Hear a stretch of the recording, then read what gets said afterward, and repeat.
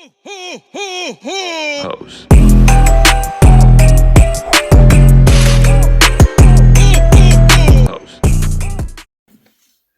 Hello, my dolly friends. This is Belinda, and I'm here with my sweet Johnny boy, and having my coffee. And I've been rooting and about to start another baby for a beautiful lady. I want to show you, before I get into talking about Johnny boy, what is on Johnny boy. Oh, it's just a little bit of,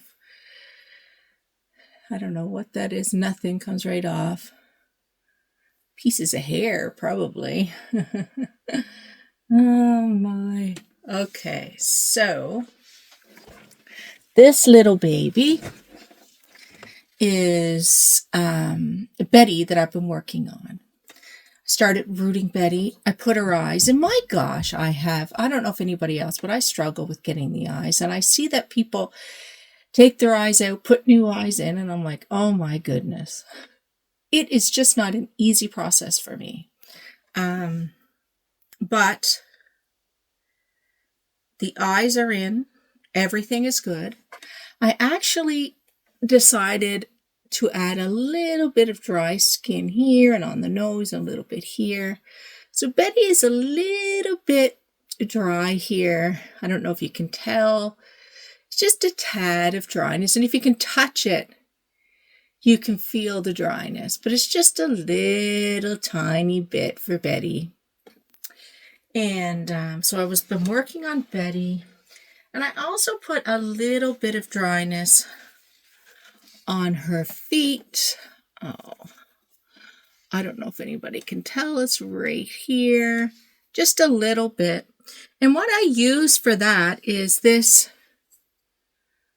dry skin, just dry skin, Reborn FX. And I take a little bit of that and I add a little bit of skin tone, mix it up, and just kind of apply it.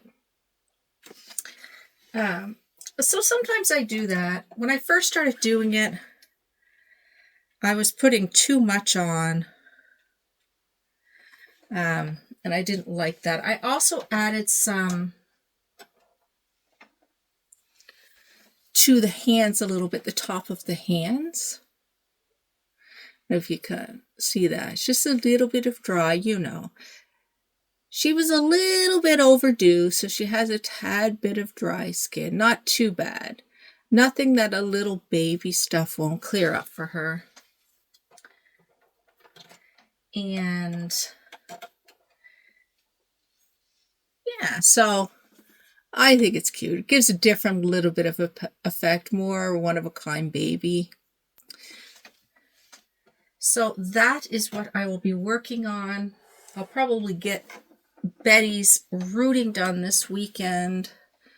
I think she's going just light rooting because she doesn't have a whole lot of hair. Don't think. She tells me she doesn't have a whole lot of hair. Gosh, I seen a video where the mama was talking that they haven't told her the name of the doll yet. And I believe there's a couple YouTubers that I watch and they make those comments that the doll never told them their name yet. And I love that. But during the actual video, as the person was talking, all of a sudden the YouTuber said, my gosh, why can't I remember? I guess I've been watching a lot of videos and I don't always comment. When I'm trying to get caught up, I usually would just put like a couple of emojis or something. Sometimes I don't put anything because I'm rooting and the list is just playing through. So I do watch your videos. The lady, the YouTuber, oh my gosh, please forgive me. You know who you are. And I'm going to know who you are once I probably see the doll again. But I don't want to start rhyming out names, but the lady said, yeah, that's the name. She just told me her name. And I was like, oh, that's fantastic. I love that so much. So I'm still on that freaky deaky weird diet. And I wouldn't say it's a weird diet.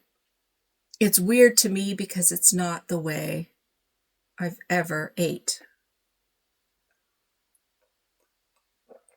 I always ate what I wanted when I wanted, or I didn't eat at all. Those were the choices for me. So, today's video, I want to focus on Johnny Boy. And Johnny Boy is my Ashton Drake baby, who I found, in a thrift store. As you can see, he has this body covering that you can't remove unless you cut, and he has his body underneath. His skin feels almost rubbery, and I don't know if, I don't think all the Ashton Drakes are like this, but I really, really like this feel. I would like to get more Ashton Drake babies, but I want them to have this feel, this rubbery feel, because it's not silicone and it's not vinyl. I don't know what it is. Now, the head is hard as a rock. I don't know what they do to the head or what they did. But everywhere else is really soft. And inside it feels like, if it's filled at all, but I think it's filled with just polyfill. If I was to guess, it's filled with just polyfill. And I'm going to change this sweet fella. And because of his reddish hair and his blue eyes and its kind of red eyebrows, he reminds me of my dad. It has been 4 years today since my dad died. And it's really strange saying 4 years, but it has been 4 years. Anyway, I just want to talk a little bit about that a little bit while I'm dressing Johnny Boy and get him in something different. We'll put a onesie on him. I think this onesie is going to be a little big. So my dad was, was it 71?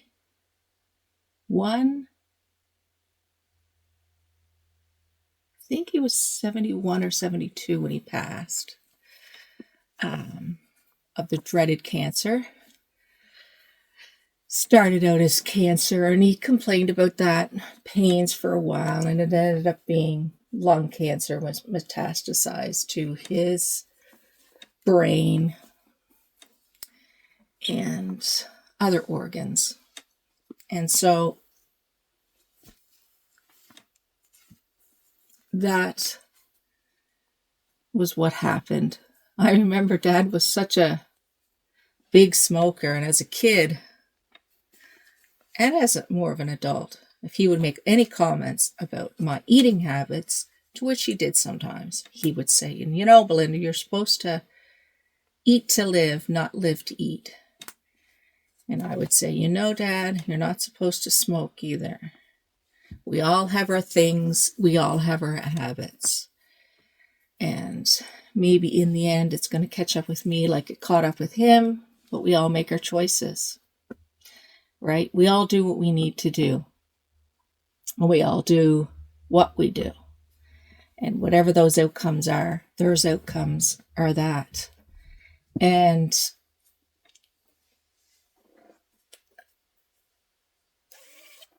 when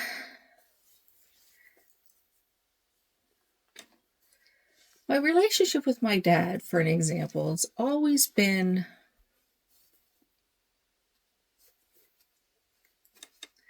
I feel like I knew him because he was more expressive in his thoughts and feelings than my mom. He shared how he thought and what he felt. But he struggled. He struggled a lot. And I see that in myself and my brothers. We're very similar to that. I don't see my mom's personality in us too much. My mom struggles, but she keeps it, I don't know, it's different. I don't know. Very emotional. Dad was very emotional and everybody knew it. And it was hard to hide those emotions. I didn't think this little thing was going to fit him, but it does. Little brother. So, growing up, just going to put a little bit of this in my baby's hair. I like putting this in sometimes. I know you're not supposed to put product on the doll's hair, but I do sometimes. I just want the curls to come out a little bit. So growing up, my dad, and I'm not talking like this to discredit anything. I'm talking about this because he was human, just like we're all human. And none of us are perfect. My dad was an alcoholic. And I remember those times when alcohol interrupted his life, when alcohol interrupted his family time, when alcohol interrupted his relationship with my mom. And it was a big part of his life. He had lots of friendships. He was dedicated to that, it's weird, that alcoholism or that need to drink or whatever he needed to do. He was dedicated to that. And during that time, those times, it was a scary time for us kids. Now, my brothers don't remember this because, well, my youngest brother's 7 years younger than me, so he don't remember. But my middle brother's a couple years in the difference, and I think he blocks a lot of it out. But I remember those times when he just wasn't right, when he just slept on the couch on Christmas morning, when he just did not participate in things. And to me, he slept a lot. I didn't really 100% know if it was alcohol related. Sometimes I was aware it was, but not always. And I do know that my parents fought about it. I do know that my dad had lots of work friends over, and they had their guitars, and Dad played the, what do you call it? Not the organ, I always forget the name of that silly thing. But you open it, and it has little buttons on the side, and it opens, and maybe it's more of a maritime musical instrument. But he would have crowds of people, and they would be drinking and singing. And there'd be pictures of different of them drunk on the couch and different things like that. And it would be loud, and they'd be dancing, to be all this. And I don't remember my mom getting involved too much. Sometimes I remember her being there, but for some reason I don't remember it too much. But I do know us kids were in the middle of it for the most part, and then we'd be sent off to bed.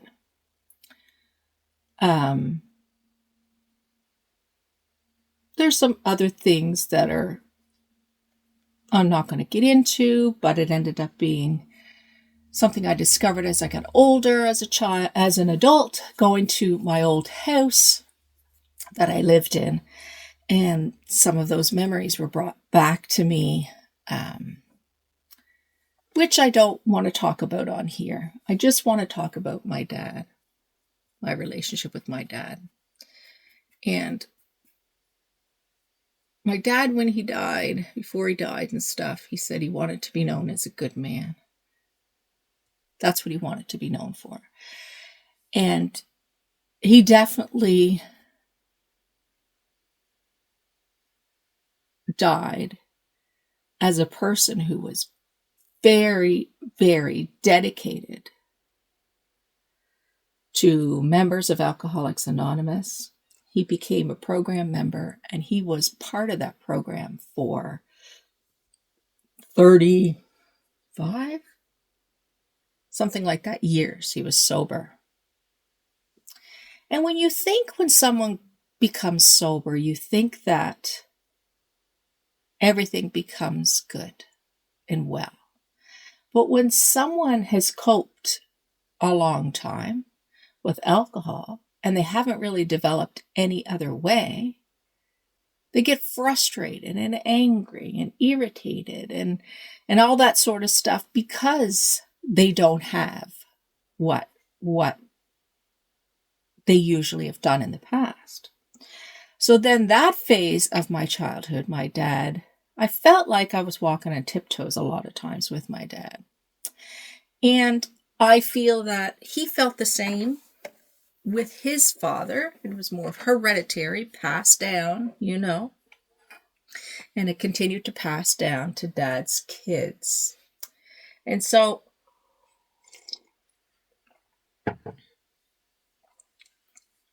a lot of that was things that I don't know if I was always trying to make my dad happy. And in a way, I think I was when I think about it. I think I was really trying to make him happy and content and doing things that wouldn't upset him. And it's interesting because I think my daughter did the same thing with me. She did things to make my day easier or to lessen the stress. And I did that with my dad also. But my dad went from spending all of his time drinking to a new group of friends. He would always say person, places, and things. You have to have a new group of people if you're trying to get out of an environment that's not good for you. You cannot continue to hang around with the same group of people. So he started hanging around with other individuals that were in the Alcoholics Anonymous program. And his time was consumed with that. He went to the program all the time. Gosh, the beginning, I think it was almost every day of the week. So he worked, he went there every day of the week. He went out for coffee with a lot of members to get all the support and help that he needed. And it progressed till he gave back by being that sponsorship and helping everybody else in the program. So it was a lifetime commitment. And I used to say it's your religion because he lived and breathed it, read the big book, it was called, Alcoholics Anonymous, Big Blue Book, believed it, and it turned his life around from alcohol, but it also helped him to look into who he was and why he did the things he did by examining his childhood, his life. As a kid and a young adult, I seen it as, okay, but you're not there for us. You're not there for you just don't have the time for us. He could never say, okay, I'm going to come over and spend this time. It was very rare because if he got that call, he had a big old, one of those box sort of major antenna like, I don't have it with me, but I do have it.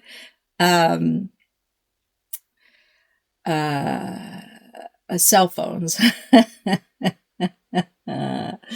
But he usually had plans to meet someone for coffee, to do this, to do that. And if someone called, he'd be with us and we'd be doing whatever. And it's like, oh, gotta go. And my mom would argue with him about this. And as a young adult, it used to bother me. We had plans to go do something and then he'd have to, oh, I gotta hurry up and do this. Well, what do you mean? We were gonna do this, that, and the other thing, or we were gonna have supper. All he could have was a coffee. He had to leave. We were out to eat or whatever. He had to leave. So that really, he would always say, I'm doing God's work. I'm doing God's work. And I get all that.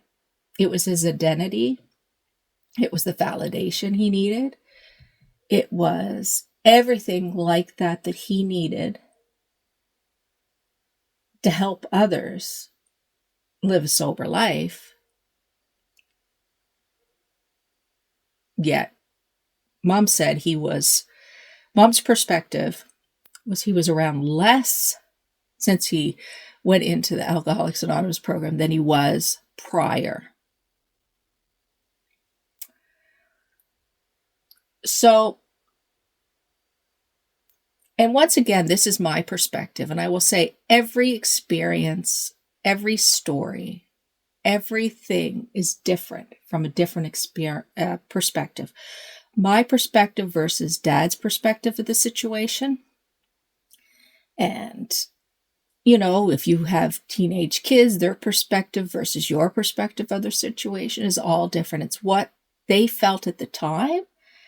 And it may not be the intent. It may not be 100% how things played out, but it was how one felt at the time. And I think that I felt I wasn't as important as all the members. And it's a hard thing to think, but it was, and it continued. It did continue. When my dad went to visit his family in Cape Breton, he didn't have all those people calling him and he'd have to take off and all that sort of stuff.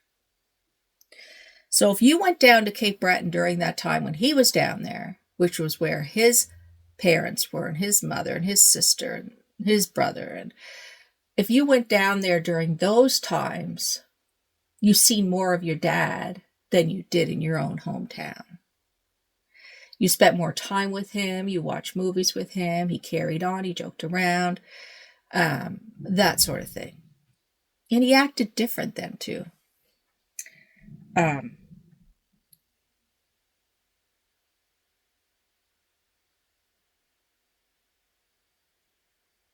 don't know why I'm actually wanting to talk about this.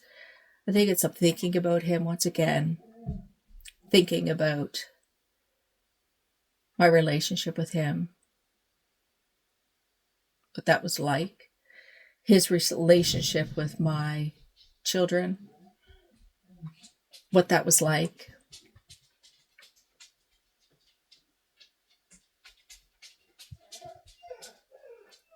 I could hear my Wally crying in the background. My dad struggled and had a diagnosis. At first, they gave him the wrong diagnosis, and then it was bipolar disorder. And he kind of denied that. He would say, no, it's not. That's what they say. It's bipolar, but it's the alcohol. It's the alcohol. But he had episodes of bipolar disorder when he was sober. Oh, here, you can see me. When he was sober, he had episodes, I would say mania and depression. He lived with me a couple of different times. And those were scary times. And as a kid, seeing that, it was very, very scary. And the treatment, how he was treated by the neighbors,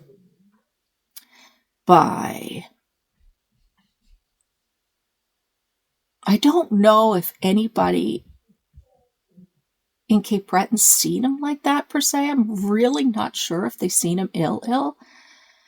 But yeah, it was hard to see that. And I think that was part of the reasoning I went into that field, and also part of the reasoning why I gravitated and stayed with my kid's husband at the time, for so long. Very, very passionate about individuals who struggled and how they were treated. I have a lot of memories that I don't think my brothers have regarding things. My dad had, like I said, red hair,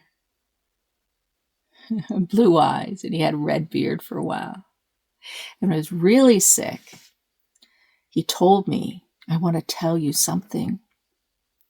He told me he was Jesus. And as a kid, part of me was thinking, okay. The other part of me was thinking that don't make sense. And another part of me was thinking maybe he is. You know, it was a very confusing, scary time. And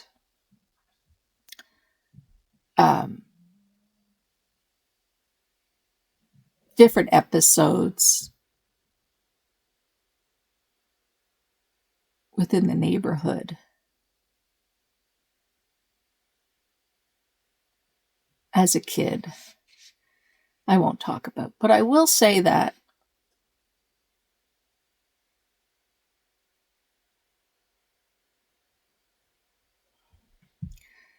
to this day, so many people on Facebook and whatever say how supportive he was, how much he helped them, how much he was such a good positive influence, how much, they wouldn't be alive if it wasn't for him.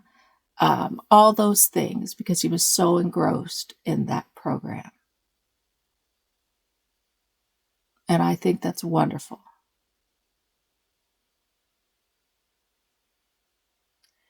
But there still is a part of me that says all of that occurred because of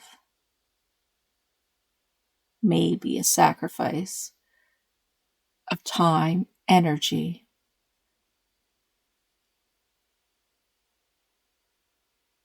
towards his kids. That was a sacrifice, I think, in a way. And it looked like before I understood that he was selfish. He was selfish when he was drinking. He was selfish when he wasn't drinking. And he was committed to the program, but in a way it fed him. So it was almost selfish. As I look at it from an adult perspective, I think to myself, maybe some people see me that way. That I'm selfish because I'm dedicated to doing my babies, that I'm not jumping and running, and 100% all my time is not dedicated to my children.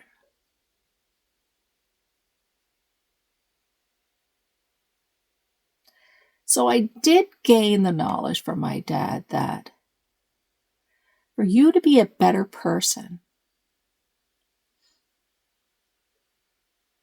you need to make sure there's something in your life that fulfills you. Because if there isn't, then you take that frustration out on your kids, on your family, on your partner.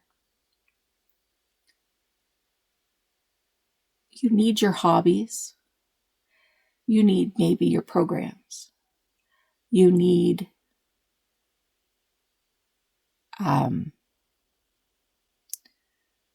whatever, whatever it is that you do. But it's also very important to have a balance. To say sometimes, I can't do this right now because I promised this or I had to do this. I think that needed to take place. And I think that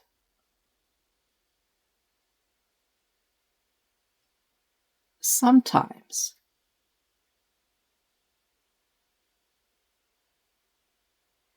Dad should have said, I can't do that with that. I can't run right now. I need to do this. I can't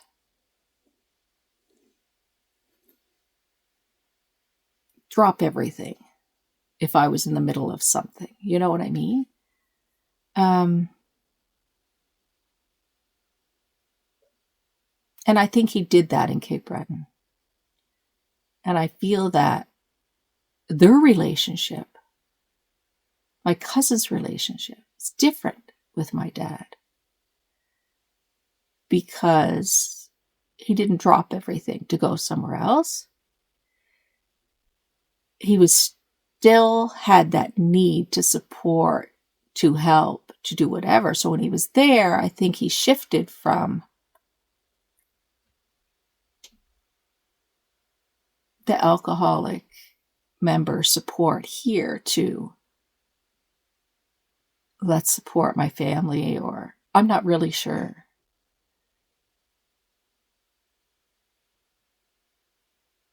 Did my dad have conversations with me about different things in my life? Yes. He did. I'm not going to say he didn't.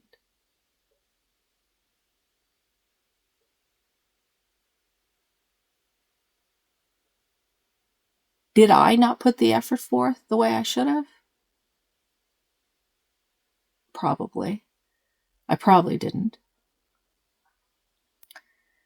I had resentment and all these different things built up.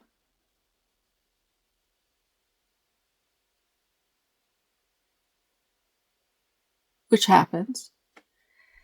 And which will happen with my kids.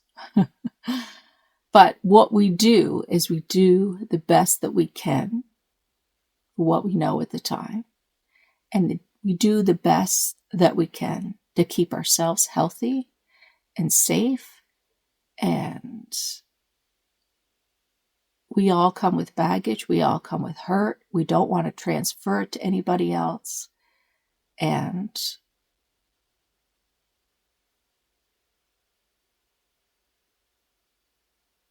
it's important, you know. I'm in deep thought at the moment, and I have been throughout this conversation thinking about different things. Anyway, this is my Johnny boy. He's a lifetime baby. I love him. And he will be in my collection for a very, very, very long time. And I want to thank you guys for listening to me ramble on and to reminisce a bit about my dad. And just like anything, it's a perspective. Different ages, different growths, different experiences, different things, different perspectives, adult perspective versus as a child, all those feelings. But it's not, I think there's an old saying, it's how someone made you feel.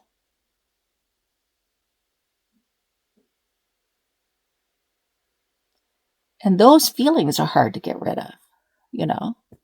You understand them as you get older, but the feelings of feeling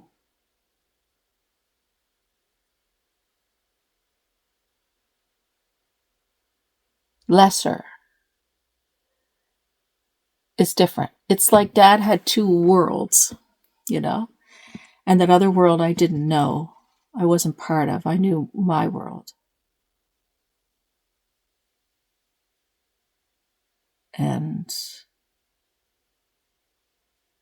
But I loved that he shared. He was open and honest when he talked about things. You never had to guess what he was thinking and feeling because it was told. And I'm happy that he was such a beautiful, positive influence in so many people's lives throughout their lifetime and impacted them in such a positive way. that is definitely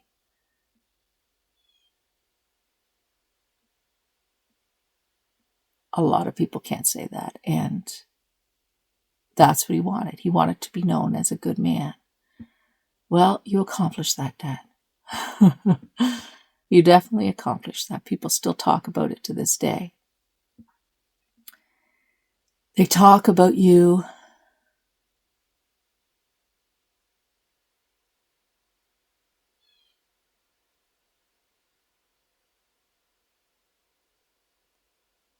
They talk about a different you, I guess.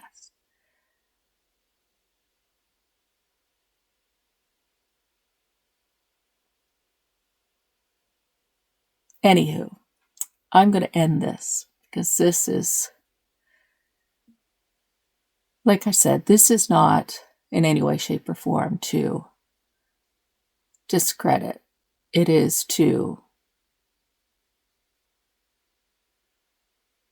talk about my relationship and how it still evolves even after someone is not around. It still evolves, it still changes. There's still perspectives. There's still things I think about or try to understand. But there's nothing I'm angry about. Our parents are not superheroes as we think they are when we're kids.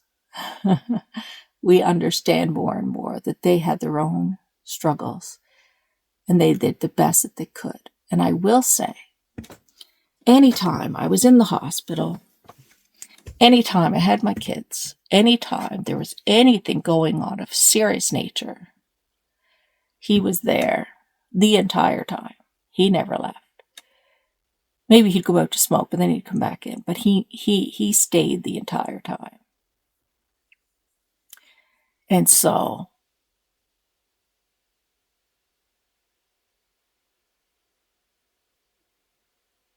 that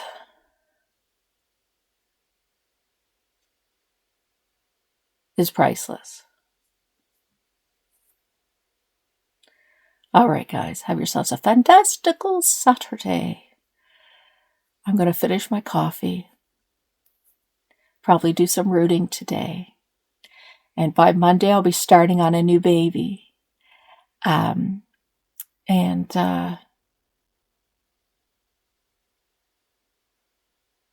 Enjoy this day, because today is the first day of the rest of your life. What you gonna do about it? What you gonna do? Bye, everyone.